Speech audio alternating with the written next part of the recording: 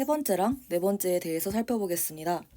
사람의 염색체에 대해서 살펴볼 건데 먼저 상동 염색체에 대해서 살펴보겠습니다. 체세포에서 쌍을 이루고 있는 크기와 모양이 같은 두 개의 염색체를 지칭합니다. 한 개는 엄마, 나머지 한 개는 아빠에게 물려받았다라는 특징을 가지게 됩니다. 그렇기 때문에 유전 정보가 서로 다르다라고 봐주시면 됩니다. 체세포라고 하는 건 체가 몸, 체자라는 한자에서 유래를 했습니다. 그래서 몸을 구성하고 있는 세포라고 봐주시면 됩니다. 그림을 통해서 더 자세하게 살펴보겠습니다. 앞에서 배웠다시피 염색체는 덩어리를 지칭합니다.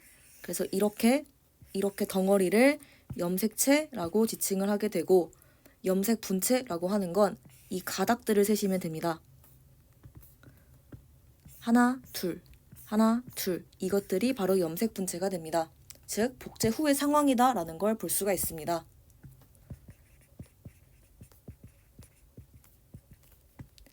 이 두 염색체의 관계를 상동 염색체라고 합니다. 하나는 엄마, 하나는 아빠한테서 왔는데 둘 중에서 어디서 엄마에서 왔고 어디가 아빠에서 왔는지를 현재는 알 수가 없습니다. 이거는 유전자 검사를 해봐야 되는 부분이기 때문에 일단 어디가 엄마 거고 어디가 아빠 건지는 우리가 알 수가 없고 알 필요도 없고요.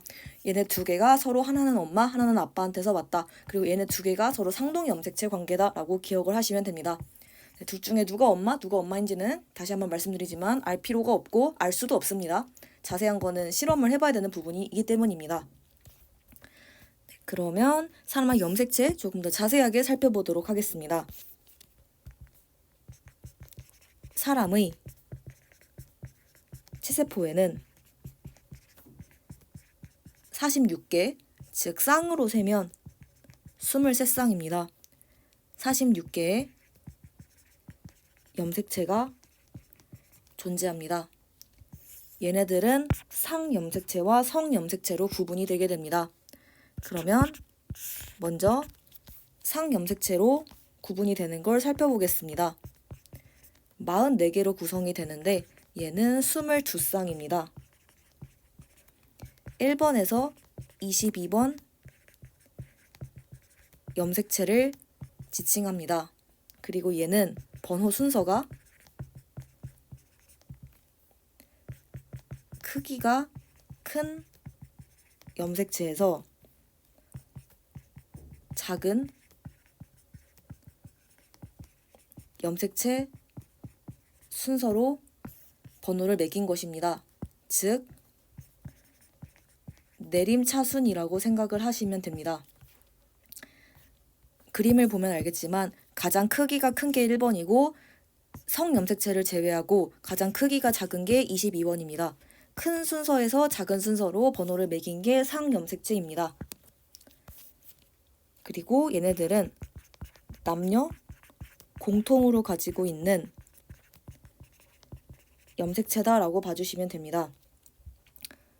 성염색체는 2개, 즉 한 쌍으로 존재한다는 특징을 가집니다. 여자는 잘 알고 있다시피 XX고 남자는 XY 염색체를 가지게 됩니다.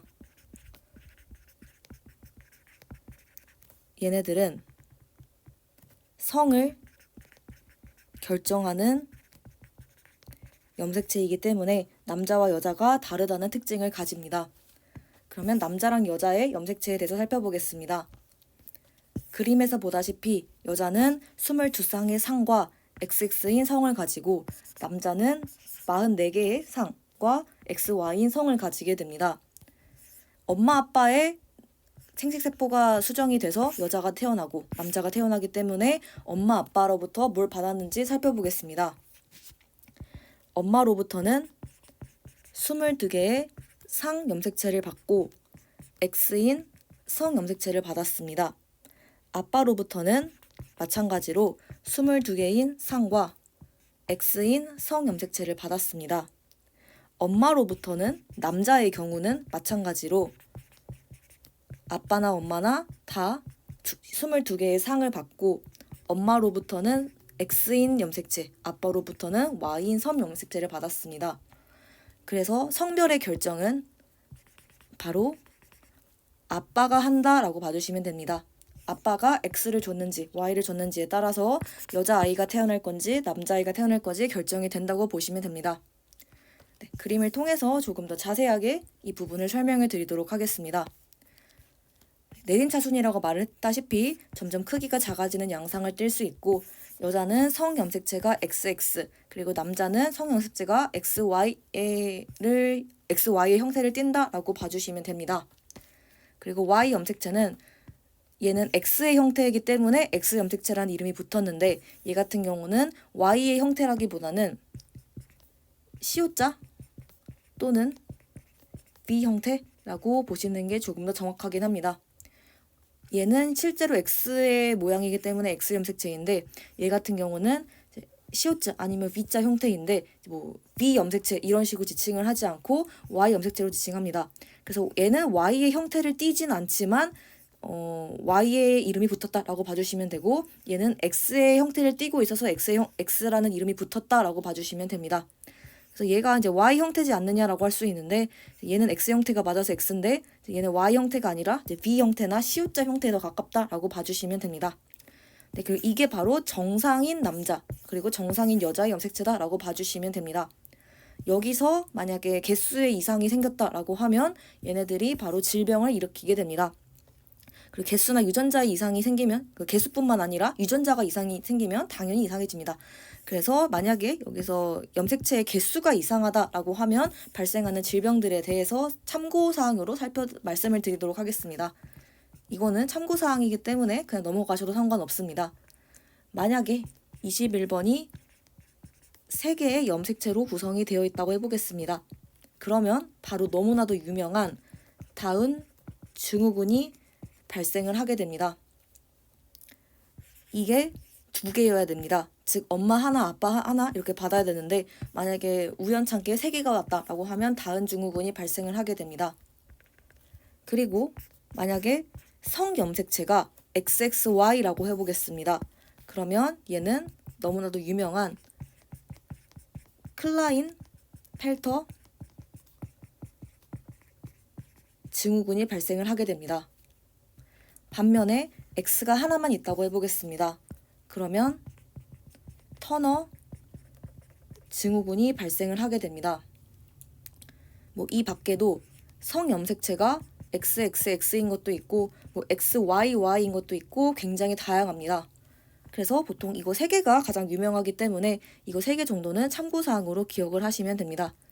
21번 즉 상염색체가 3개 있는 건 다운 증후군 그리고 성염색체가 XXY인 거는 클라인펠터 X 하나만 있는 건 터너 뭐 이렇게 생각을 해주시면 됩니다. 그리고 보통 이러한 질병들이 생기게 되면 너무 심각하다라고 표현을 하게 되는데 보통 얘네들은 그래도 덜 심각한 편이기 때문에 출생을 하게 된 겁니다. 뭐 만약에 1번이 뭐 3개였다. 아니면 뭐 10번이 3개였다. 이런 경우면 얘네들보다 훨씬 심각하기 때문에 자연적으로 유산이 되는 경우가 많습니다. 그래서 얘네들은 이제 태어났다라고 하는 건 지금 우리가 보기에는 굉장히 심각하게 보이지만 태어났다는 것 자체는 그래도 다른 염색체에 비하면 양호한 편이었기 때문에 태어났을 때 그래도 그나마 괜찮은 질병을 가진 환자였다라고 봐주시면 됩니다. 그래서 21번 같은 경우도 염색체가 굉장히 작습니다. 염색체가 작기 때문에 3개였을 때 그렇게 크리티컬하지 않고 그나마 생존할 수 있어서 다운 증후군 환자가 태어났다라고 봐주시면 됩니다. 만약에 조금 더 큰 염색체가 여러 개였다라고 하면 아마 다운 증후군보다 훨씬 더 심각한 양상이었을 겁니다. 크기가 더 크기 때문입니다. 그래서 증상이 더 심각했을 거기 때문에 이제 얘는 자연적으로 유산이 됐을 거다라고 이제 아마 추측을 해볼 수가 있습니다. 네, 그래서 이거는 여담이었는데 한번 참고사항으로 이거 3개 정도는 기억을 해주시는 걸 추천을 드립니다.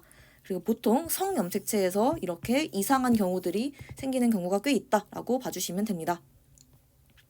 네, 그러면 4번째로 다양한 생물의 염색체에 대해서 살펴보겠습니다. 종마다 체세포 한 개당 가지고 있는 염색체 개수를 몇 개 예시를 들어서 살펴보겠습니다. 변은 24개입니다. 즉 12쌍입니다. 소나무는 똑같이 24개입니다. 12쌍이고 사람은 46개입니다. 23쌍이고요. 초파리는 8개 가지고 있습니다. 4쌍이고 개는 78개나 가지고 있습니다. 39쌍 가지고 있고 침팬지는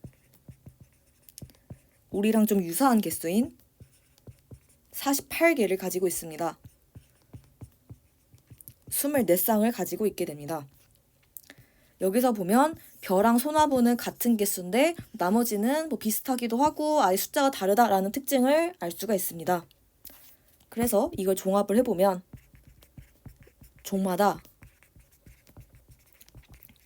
염색체 개수가 같을 수도 있고 다를 수도 있다라고 생각을 하시면 됩니다. 얘네들처럼 같을 수도 있고 사람이랑 침팬지처럼 비슷할 수도 있고 아니면 아예 상이할 수도 있다라고 가주시면 됩니다. 그런데 다른 종이라면 염색체, 크기, 모양, 유전자가 다르다라고 아시면 됩니다. 이걸 나중에 이 파트의 후반부에서 말씀을 드릴 건데 염색체 개수라고 하는 건 핵형이라고 이야기를 하게 됩니다. 근데 염색체 크기와 모양 이런 부분들은 얘가 핵상입니다. 네, 얘는 핵상이라고 하고 염색체 크기와 모양을 핵형이라고 합니다. 네, 이거는 이제 이 단원 뒷부분에서 설명을 다시 한번 드리겠습니다. 그래서 염색체 개수인 핵상은 같을 수도 있고 다를 수도 있는데 염색체 크기와 모양인 핵형은 모든 종이 다 다르다라고 봐주시면 됩니다. 벼랑 소나무가 염색체 개수가 똑같다고 해도 염색체 크기나 모양은 서로 상이합니다. 다른 종이기 때문입니다.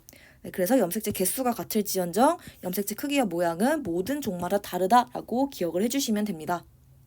네, 그럼 이렇게 해서 세 번째 파트랑 네 번째 파트 마무리하도록 하겠습니다.